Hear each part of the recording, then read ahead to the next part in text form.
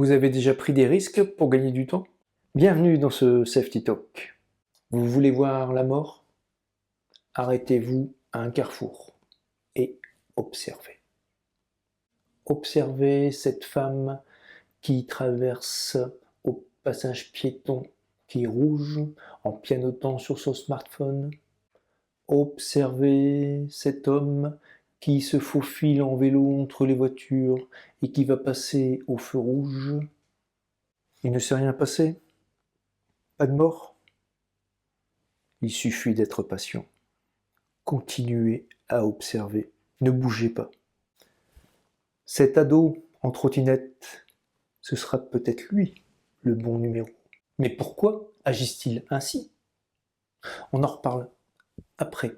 J'ai une explication qui va vous intéresser.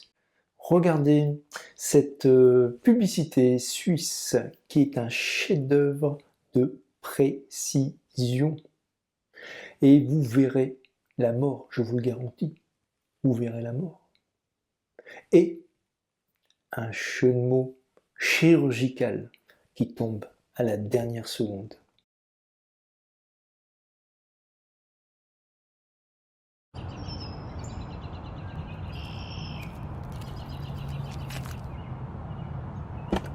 Lui, c'est Lambert, mon voisin. Et le hasard veut qu'on bosse dans la même boîte. Alors Lambert, été comme hiver, il prend sa voiture pour aller au boulot. Bonne journée.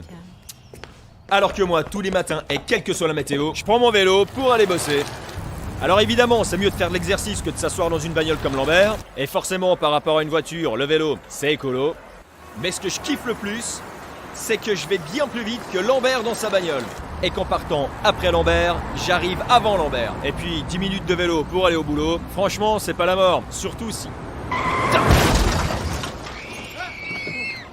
La mort, par contre, c'est de rouler comme un con à vélo. Dans près de la moitié des accidents impliquant des vélos, les cyclistes sont fautifs.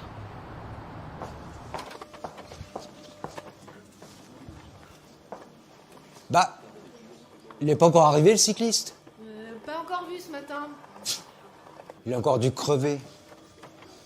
Lord have mercy. If you call, I'll answer. Please have mercy on me. And if I done done. L'humain préfère toujours le gain au risque. Autrement dit, il maximise le gain et minimise le risque. Pas de voiture à l'horizon, pas de risque. En traversant le passage piéton au rouge, je gagne du temps une fois. De toute façon, pas de bruit de moteur. En surfant sur mon smartphone, je gagne du temps 2 fois. Et de toute façon, toujours pas de bruit de moteur. Le regard reste vissé sur l'écran. Ah zut, le problème ce sont ces voitures électriques qui fendent l'air en silence. Et à grande vitesse.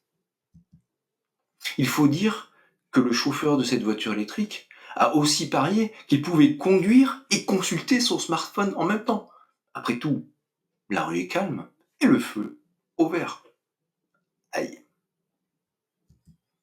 Et à l'usine, cela se passe comment? Poser la question, c'est donner la réponse.